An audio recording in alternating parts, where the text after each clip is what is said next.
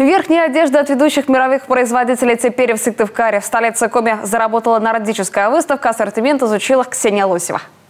Норвежские и немецкие пуховики, канадские аляски, финские дубленки, кожаные куртки, парки и шубы. Широкий модельный ряд и размеры до 72-го. Приобрела вот шубу финскую, потом дубленку мужу очень хорошего качества, итальянскую кожаную куртку, потому что я жила в Италии 25 лет и прекрасно разбираюсь в европейском качестве. А цены меня очень удивили. Наполнители обладают теплозащитными свойствами, не сбиваются, не меняют цвет и служат долгие годы. Не промокает, не продувает, также не горит. Наполнитель у модели Гагачи Пух выдерживает температуру до 50 градусов. Из-за новых санкций Евросоюза и Запада более 2/3 европейских компаний уже покинули российский рынок. Не стал исключением и скандинавский магазин верхней одежды «Норвей».